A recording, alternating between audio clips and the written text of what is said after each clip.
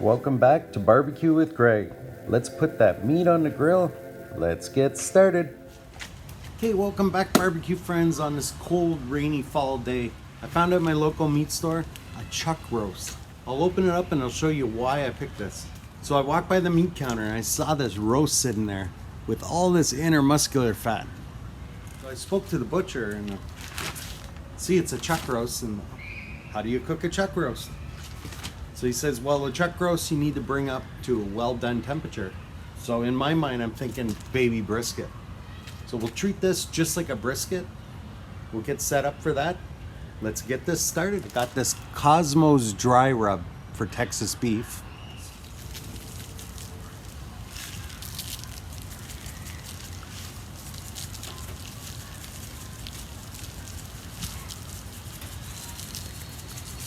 Okay, let's get the grill set up.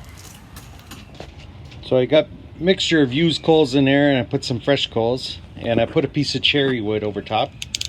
I rolled up some newspaper underneath. Let's light this up.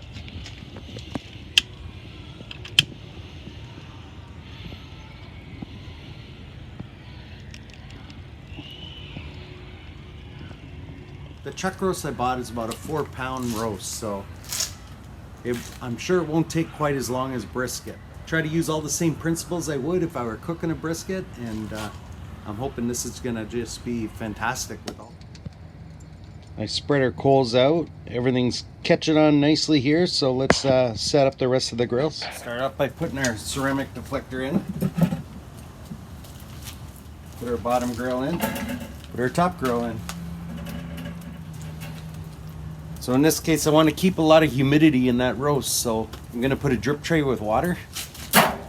This will help both regulate temperature just from the thermal mass and also humidity in the chamber. Keep our roast nice and moist. Okay, close the lid down. And open this right to 3. On the bottom here, I got that wide open right now, but I'll cut that back to about 4 sets of holes. So we had a good fire going there. Now we close things down and set our dampers.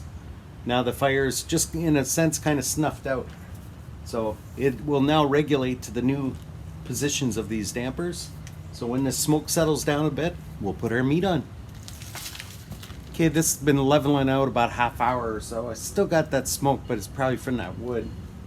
I got a dome temperature of about 250 here, so things are starting to come up nice.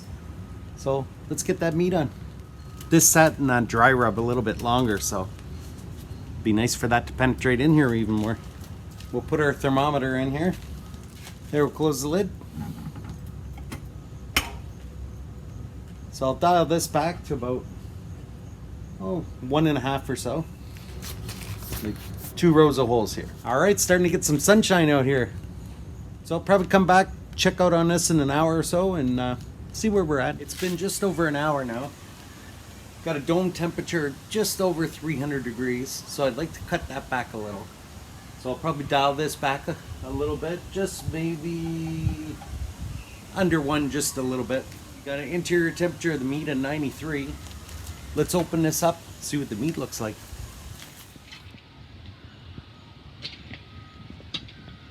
Okay, well, it fell down on the side, but that's fine.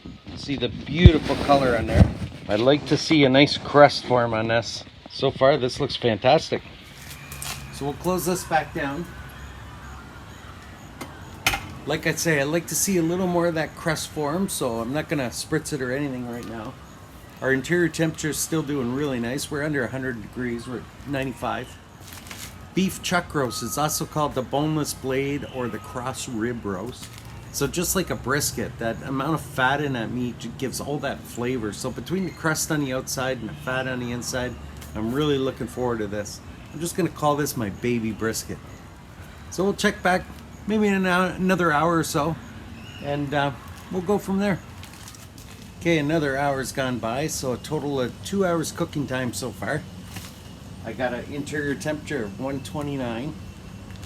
The dome temperature is just under 300, just by a little bit. Let's open it up, see what we got.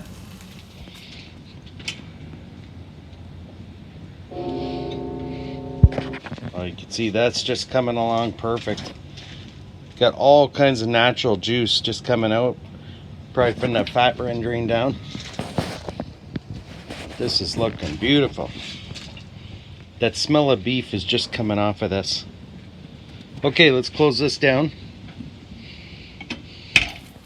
So you can see with all those meat juices just covering that, there's no needs to spritz or anything right now.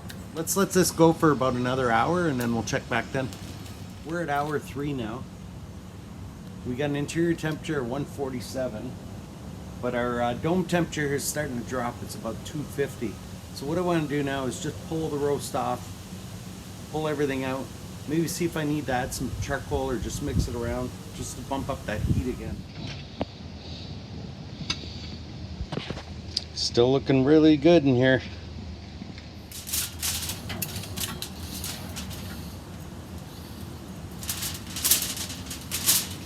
Actually, now that I have it off here, starting to get a bit of a crust here, which is nice. Maybe we are ready to wrap it. I pulled everything out. I did have to add some more charcoal, so I put the ceramic back in, my bottom grill, and we'll finish this cook off inside the foil. Temperature probe in. Okay, we'll close the lid. Let's open this vent up, probably around 2. There, now I'm looking for a temperature just over 200 degrees, and then we'll open it up, poke for tenderness, and see if we're done. We're reaching like a 5-hour mark here. We got an interior temperature of 203 degrees. And let's open this up. We'll unwrap it, we'll probe it, we'll see how tender it is, see if we're ready to come off.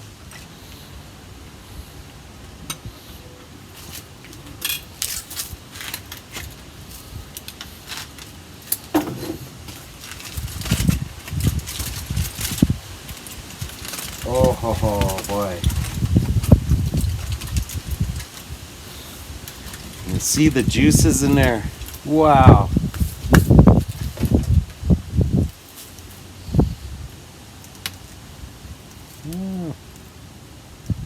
We're real soft here. A little firmness here.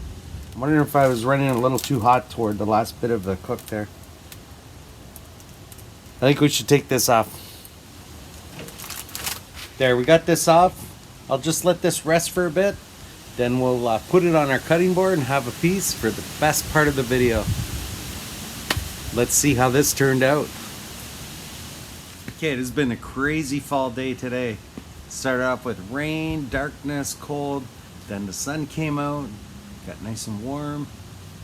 Now that wind's really picking up and it's getting cold again. The important part is our meat's done and it's time for the taste test. The smell coming off of this is just amazing. A lot of juice in that foil. I'm gonna keep that too. All right, let's cut into this. Take our butcher's twine off. Oh, look at that. Cut right down the center here. Ken?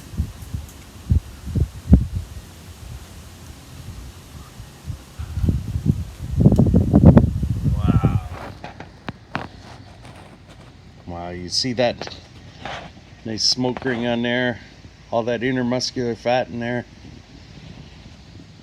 That just looks like flavor.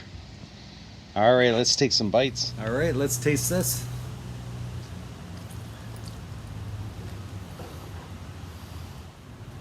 Look at that. Looks just like a brisket piece. Mmm. Wow. That's got some really good flavor. Intermuscular fat, it all kind of separated into pieces, but wow. Let's try a different section here.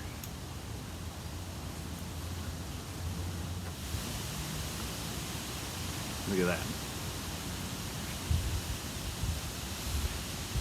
That's beauty. Mmm. Okay. Just like a brisket, you taste that seasoning on the outside. This time, I didn't get a lot of smoke penetration into the meat. I can only taste it on the outside. But There is a little bit, but it's not overbearing at all. Boy, that's delicious. There we have it, the baby brisket. If you're gonna cook a chuck roast, it's less than half the time of a brisket. But boy, all the flavors there. You may not get those large slices, but depending on what you do with it, wow, I'm telling you, the flavors there, the aroma, it's just amazing. Look at that. If you enjoyed this cook, I'd appreciate it. Give me a thumbs up. You want to see more cooks? Click that subscribe. And we'll see you next time on Barbecue with Greg.